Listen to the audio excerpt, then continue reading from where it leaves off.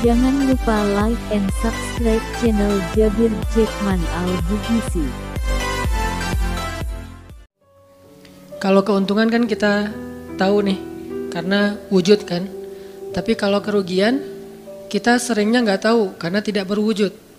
Kalau berwujud, rugi.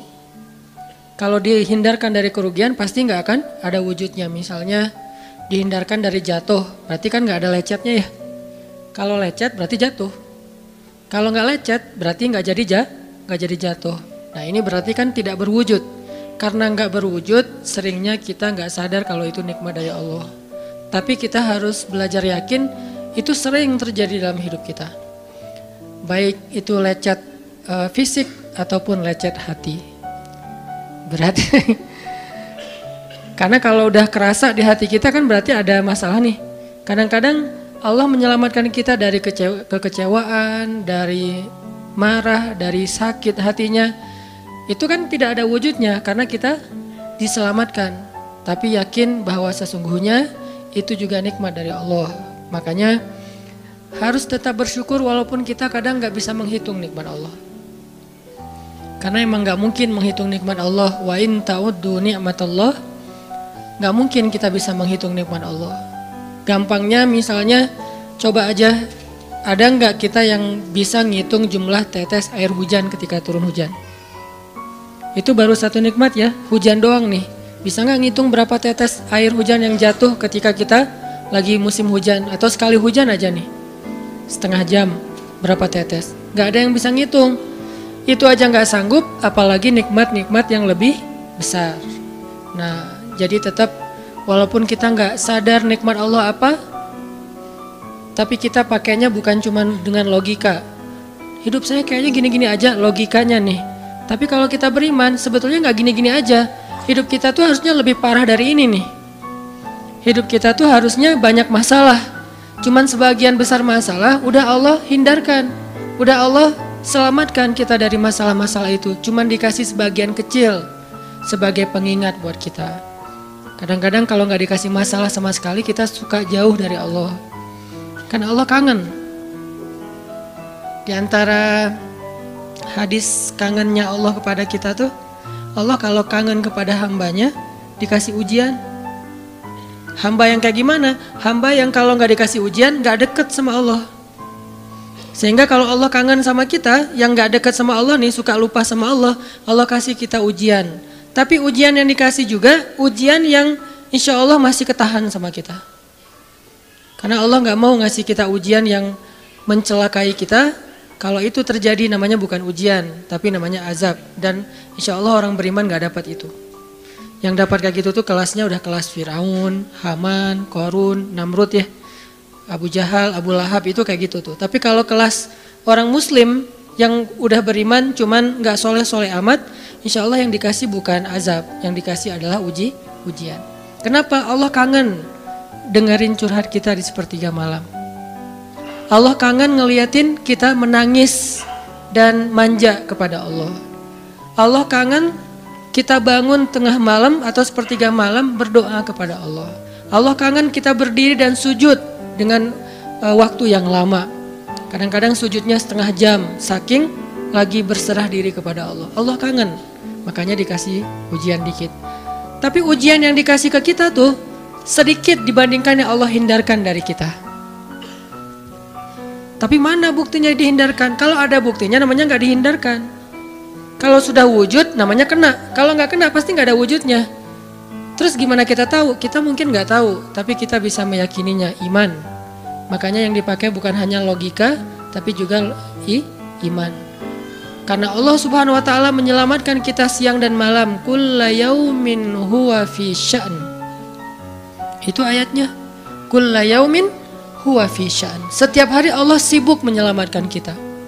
Salah satu tafsir dari kalimat fi sya'nin adalah Allah sibuk menyelamatkan kita. Setiap hari kulla yaum. Sibuk menyelamatkan fulan-fulan, sebanyak jumlah manusia, sebanyak itulah yang Allah selamatkan. Bukan cuma mukmin, bahkan orang kafir juga kadang Allah selamatkan. Cuman di dunia, kalau di akhirat beda lagi ceritanya. Kalau di dunia, rahmat Allah semuanya dikasih, baik kepada mukmin ataupun kepada yang tidak mukmin, dikasih rahmat Allah di dunia, tapi di akhirat hanya berlaku bagi orang-orang yang beriman. Kenapa orang yang tidak beriman kok dikasih rahmat Allah di dunia? Karena di sisi Allah dunia itu kecil, gak terlalu berharga, makanya dikasih semuanya. Akhirat itu berharga, makanya dikasih buat yang Allah sayangi, yang Allah pilih doang, yaitu orang yang beriman. Jadi jangan sampai kita berpikir Allah tuh kayaknya gak fair, kok orang gak beriman dikasih rahmat di dunia? Karena dunia itu gak terlalu berharga di sisi Allah. Seandainya dunia itu ada harganya walaupun sebelah sayap nyamuk, gitu kan hadisnya, gak akan Allah kasih itu dunia kecuali kepada orang beriman. Tapi berhubung lebih ringan daripada sebelah sayap nyamuk, dikasih kepada semuanya. Ibaratnya kalau kita ngasih kayak ngasih lagi jalan gitu ya, naik angkot misalnya, naik angkot terus sama istri nih naik angkot berdua. Terus pas turun angkot, harga angkotnya tuh misalnya 3.000, udahlah kasih aja 5.000. Karena 2.000 yang kita kasih, nggak mungkin istri kita komplain, kemarin aku minta nggak dikasih, nggak akan mungkin kan? Kenapa? Cuma 2.000. Tapi coba ngasih 100.000, beda tuh. Karena dia sesuatu yang ringan, maka tidak perlu komplain. 2.000 doang, saya juga dikasih lebih dari itu. Harusnya kita sadar bahwa dunia itu 2.000-an. Dunia itu cuma 2.000-an, nggak terlalu berharga lah. Walaupun tetap butuh, nggak berharga juga butuh. Sehingga ketika ada orang yang tidak beriman dikasih 2.000-an kayak gini, kita yang beriman jangan sirik. Mending saya nggak beriman kalau kayak gitu. Ternyata nggak beriman juga dapat tuh banyak. Nggak banyak, cuma 2.000-an. Dan kita mah dikasih lebih banyak dari itu. Cuman yang dilihat 2.000-nya, bukan yang ratusan ribunya. Ini artinya teman-teman, yuk kita tetap belajar bersyukur kepada Allah. Walaupun kita nggak sadar nikmat Allah itu apa. Kita nggak bisa ngitung dengan logika kita. La tuhsuha, nggak mungkin bisa dihitung dengan logika.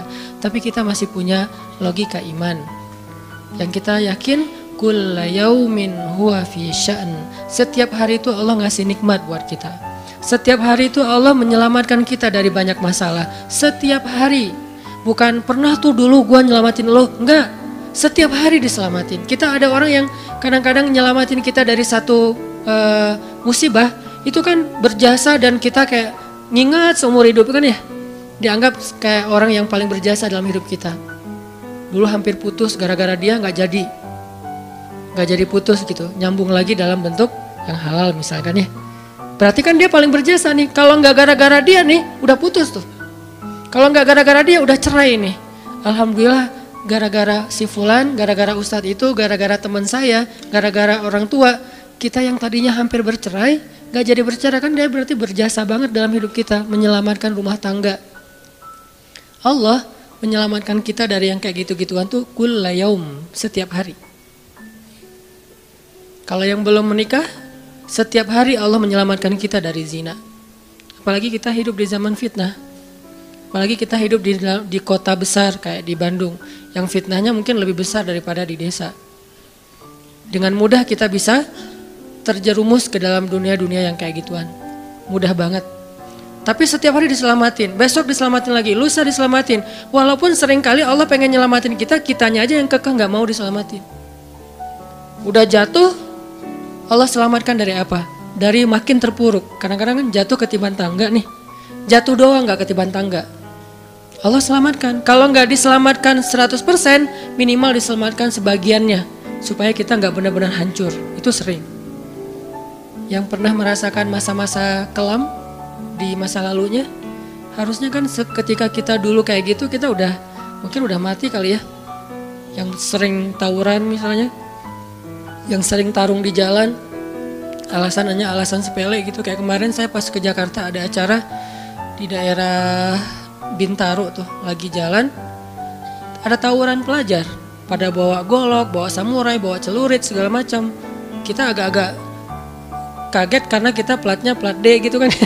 Agak bahaya nih di Jakarta soalnya. Langsung kita gimana nih plat D, masa mau ditutup pakai tangan, nggak mungkin kan ya, mobil. Akhirnya la haula aja. Coba bayangin, mungkin sebagian kita pernah ngalamin masa kayak gitu dan mungkin lebih parah. Yang kayak gitu-gitu mah udah jadi kayak sarapan lah. Kalau nggak makan siang. Kayak gitu-gitu, udah sering. Kenapa masih bisa selamat dan sekarang bisa duduk di masjid? Kalau bukan karena Allah menyelamatkan kita. Jadi kalau ada yang cerita ke saya tuh tentang pengalaman masa lalunya yang luar biasa kelam, saya tuh selalu bukan takjub ke dianya, takjub ke Allahnya. Bukan takjub karena dia bisa berhijrah, takjub karena Allah masih menyelamatkan dia dan menghijrahkan dia. Sehingga ketika dengar cerita kayak gitu, yang kita ucapkan adalah Masya Allah, Alhamdulillah. Bukan, wah hebat lo ya, dulu pernah bunuh orang, pernah ini, pernah semua dosa pernah gue lakuin dah. Itu gak perlu bangga, karena kalau dia gak diselamatin Allah, dulu udah celaka dengan dosa-dosa itu. Tapi karena Allah selamatkan, akhirnya dia diberi kesempatan. Bikin dosa dibiarin sama Allah, bikin dosa dibiarin, bukan dibiarin berbuat dosa, dibiarin supaya dia kembali kepada Allah, dikasih kesempatan. Dan itu gak sehari, bertahun-tahun kan kita kayak gitu, masih aja Allah biarin, masih Allah kasih kesempatan.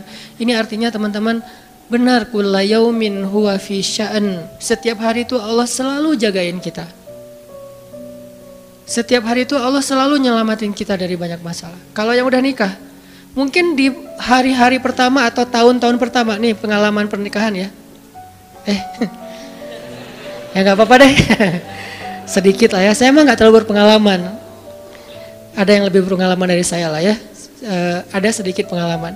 Biasanya orang yang baru nikah ujiannya tuh 3 tahun pertama. Kalau dia bisa ngelewatin masa 3 tahun pertama, insya Allah agak lebih mudah ke depannya. 3 tahun pertama ini paling berat. Apalagi kalau dia nikahnya, alhamdulillah gak pacaran. Kalau pacaran kan ujiannya udah sebelum nikah udah banyak ujian ya. Pas udah nikah ya udah selesai. Bukan udah selesai ujiannya, udah gak ada yang perlu udah hambar aja. Udah plain ya. Pernah gitu Ustaz?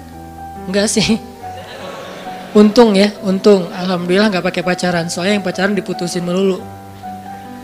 Jadi yang udah pacaran lama, pas udah nikah, kita mau ngapain lagi ya? Kayaknya udah semua ya. Oh iya, udah semua. Bulan madu dari dulu juga udah sering. Kan udah agak-agak plain gitu kan. Tapi kalau yang belum nikah, belum pacaran, nikah nih. Jadi kayak benar-benar baru pacaran, cuman ada konsekuensi lain yang mungkin ini jadi kayak semacam ujian lah biar sabar. Masa-masa adaptasi, masa-masa saling mulai mengerti, oh ternyata kamu tuh kayak gini dan segala macam. Apalagi kalau baru nikah langsung LDRan kan berat banget tuh. Nikah LDRan, pacaran LDRan aja berat. Benar gak sih? Nggak ngaku Pacaran LDRan aja berat, apalagi nikah LDRan. Kenapa? Pacaran itu kan masih banyak pantangan. Nikah kan udah masih banyak ibadahnya. Tapi nggak boleh ibadah, coba gimana? Nggak sengsara tuh, merana kan? Harusnya boleh tapi nggak boleh. Yang tadinya nggak boleh aja sengsara, apalagi udah boleh. Nah ini artinya setiap hari dalam tahun-tahun pertama pernikahan kita bisa aja mengatakan, udah deh, saya talak kamu. Apalagi laki-laki. Kalau nggak sabar dikit keluar kata-kata talak. Kalau udah keluar nggak bisa ditarik lagi tuh. Karena kalimat itu walaupun guyon tetap kena kan. Guyon aja kena, apalagi serius. Enggak usah, saya waktu itu lagi dikuasai amarah. Emang ada yang cerai dalam keadaan nyaman? Kita talak yuk gitu. Nggak ada kan. Yang namanya cerai pasti marah tuh. Jadi nggak ada istilah gara-gara marah terus talaknya nggak berlaku, nggak. Maksud marah yang nggak berlaku talak itu kalau sampai hilang akal. Tapi rata-rata kita masih berakal sih walaupun marah juga. Karena ada orang yang marah tuh kemudian dia jadi kayak orang yang gila gitu gara-gara marahnya itu hilang akal. Tapi kalau masih berakal, masih mukallaf, masih bisa berpikir, ya namanya cerai nggak ada yang nggak marah. Yang namanya cerai pasti marah. Aku talak kamu. Gak ada, udah talak manggilnya say. Udah gitu pakai emoticon yang love gitu. Tapi talak kan agak-agak klise ya. Gak ada, pasti emoticonnya tuh berderai-derai atau hatinya terbelah kan gitu kan ya. Lagi rame soalnya tuh yang kayak gitu-gitu. Ini artinya bahwa yang namanya talak gak ada nyamannya. Pasti lagi marah dan tetap berlaku teman-teman. Kalau gak Allah membimbing lisan kita, mungkin hari kedua udah talak tuh. Kalau Allah nggak membimbing hati kita, mungkin bulan pertama udah talak. Berarti kulla yaumin huwa fi sya'an. Sebetulnya kalau dengan logika iman, harusnya kita yakin Setiap hari itu Allah pasti nyelamatin kita setiap hari. Cuman karena udah diselamatin jadi nggak ketahuan. Kalau nggak diselamatin ketahuan. Mau jatuh di jalan nih, naik motor nih, mau keserempet harusnya jatuh, tapi nggak jadi keserempet. Atau keserempet dikit nggak jatuh, kan kita suka lupa kalau kayak gitu kan ya. Kalau udah jatuh baru ingat, kan saya tadi udah baca bismillah, kenapa masih jatuh, gitu kan. Tapi kalau nggak jatuh, kita lupa bahwa ternyata perjalanan kita itu dilindungi oleh Allah, sehingga kalau udah sampai bilang alhamdulillah. Jadi banyak yang kita nggak bisa ngitung, karena memang tidak terjadi. Kenapa nggak terjadi? Allah yang menyelamatkan kita. Kulla yaumin huwa fi sya'an. Sehingga tetap walaupun mungkin kita nggak ngerasain, bilang aja alhamdulillah, alhamdulillah setiap hari aja gitu. Karena nggak ada ruginya juga kita ngomongin alhamdulillah. Satu-satunya kata atau nama yang nggak rugi disebut cuma nama Allah. Dan satu-satunya nama yang rugi kalau disebut nama mantan. Itu nggak enak banget nyebutnya. Kadang-kadang lagi ngobrol sama temen atau lagi kenalan di dalam kampus nih ya, atau kelas anak baru ceritanya. Kan kenalan nih, dipanggil nama sama guru satu-satu. Pas ada satu nama misalnya namanya siapa gitu kan ya. Kita sendiri yang pas nama itu disebut langsung meriang. Lah kamu kenapa? Itu nama mantan saya bu. Kan suka gitu ya. Sampai ada nama jalan bisa buat dia kegeeran sendiri. Saya pernah di Masjidil Haram ada salah satu nama gate. Nama gate tuh, bukan gate Masjidil Haram ya. Kalau gate Masjidil Haram semuanya nama cowok. Kan gak mungkin saya punya mantan cowok kan. Salah satu gate di hotel lah. Itu namanya tuh nama, pokoknya gak usah disebut, ketahuan ntar. Di stalking lagi ya. Ada salah satu gate di hotel besar kayak Zam-Zam Tower gitu. Gate-nya tuh namanya nama seseorang. Pas ngeliat tuh, hah, gitu doang. Coba bayangin, nama aja bisa bikin kita calangap. Nama, coba. Jadi satu-satunya nama yang kalau disebut itu bikin kita nggak nyaman, itu nama muatan. Dan satu-satunya nama yang kalau disebut bikin kita dapat kebaikan, cuma nama Allah Subhanahu Wa Taala. Setelah itu baru nama Muhammad SAW. Makanya nggak ada ruginya lah bilang Bismillah, Innalillah, Astagfirullah, Masya Allah, Subhanallah dan segala macam yang ada kata Allahnya. Sehingga Nabi bilang, segala sesuatu yang di dalamnya ada nama Allah maka diberkahi, dan segala sesuatu yang di dalamnya tidak ada nama Allah maka tercabutlah kebaikannya. Jadi nggak ada rugi. Sehingga sampai nama orang aja yang paling baik itu adalah Abdullah sama Abdurrahman, walaupun manggilnya Dul, El, tapi tetap namanya bagus nih, Abdullah, Abdurrahman. Kepanjangan prolognya. Tapi ada hubungannya. Allah itu kalau kangen sama kita, Allah kasih kita ujian. Makanya jangan bikin Allah ngasih kita ujian kalau kangen, tapi ngasih kita nikmat. Kenapa Allah kasih kita nikmat? Soalnya kita udah biasa, nggak perlu diuji juga, udah tetap setiap malam tuh curhat sama Allah. Bukan pas lagi banyak masalah doang baru curhat. Kalau pas banyak masalah doang baru curhat, berarti pas kita lagi normal, kita lama tuh nggak ketemu Allah, nggak pernah miss call Allah, nggak pernah japri Allah, nggak pernah curhat ke Allah, nggak pernah DM. Kan Allah kangen nih. Kemana ya dia, kok nggak pernah DM saya, kok nggak pernah miss call saya, kok nggak pernah japri ke saya, padahal online-nya sering loh. Tapi kok nggak pernah ke saya, nih online-nya masih apa nih? Kan Allah suka gitu sama hambanya, walaupun dengan analogi sosmed ya. Tapi Allah tuh perhatian banget sama kita, Allah nungguin kita datang. Setelah sekian lama kita cuek sama Allah, tiba-tiba kita baru niat mau datang. Duh, udah lama juga ya saya belum japri ke Allah, baru gitu doang, belum diketik nih, belum typing. Baru niat doang nih, Allah udah bahagia coba. Allah kok baik banget ya sama kita ya. Seolah-olah Allah butuh kita, padahal gak sama sekali loh. Ghaniyun anil alamin. Allah tuh gak butuh kepada siapapun di antara hambanya, gak butuh sama sekali. Tapi kayak seolah-olah Allah tuh yang butuh banget sama kita. Saking baiknya Allah. Allah itu raufun, rahimun, karimun, jawadun, apalagi latifun. Nah latifun Allah tuh. Sangat pengen dekat sama hambanya, itu Allah. Udah lama pergi nih, sibuk dengan semua orang dijapri, semua orang dia chat sampai tengah malam chat sama orang lain, tapi Allah nggak pernah dijapri. Allah tungguin. Kalau manusia mungkin kita bisa nyebutnya kayak kesepian gitu, tapi Allah kan nggak mungkin kesepian, tetap aja Allah nungguin seperti orang yang kesepian, saking kangennya sama kita coba. Begitu kita ada masalah datang ke Allah, Allah nggak bilang Giliran sekarang aja lo datang. Enggak kayak gitu Allah. Langsung Allah dekap. Langsung Allah, ada apa hambaku? Hal min haja, apakah kamu butuh sesuatu? Hal min taib, apakah kamu mau diterima taubatnya? Hal min mustaghfir, apakah kamu mohon minta ampun? Allah tanya kepada kita setiap malam. Dicuekin lagi, dicuekin lagi. Datang Allah ke langit dunia. Harusnya kan Allah suruh aja malaikat ya, malaikat kasih tahu ke dia supaya berdoa. Enggak, Allah yang langsung turun. Ibaratnya Allah yang ngejapri kita, enggak dirit juga. Setiap malam japri, setiap malam enggak dirit. Padahal online-nya, lasinnya tuh per setiap jam bahkan setiap menit dia online terus. Tapi yang Allahnya enggak dirit, ketimpa lagi tuh. Marahkah Allah? Enggak. Kalau Allah marah, pasti kita udah celaka dari dulu juga. Karena kalau Allah udah marah, maka perhatikanlah kaum-kaum sebelum kalian, kata Allah. Perhatikanlah kaum-kaum sebelum kalian, Ad, Samud, atau tokoh-tokoh sebelum kalian, Firaun, Haman, Namrud, dan seterusnya. Perhatikan kalau Allah udah marah nih. Berarti Allah belum marah sama kita. Tapi jangan sampai batasan waktu yang Allah buat itu kita lewatin, itu bahaya. Karena kalau Allah sudah menentukan waktunya, gak bisa ditolak lagi sama kita.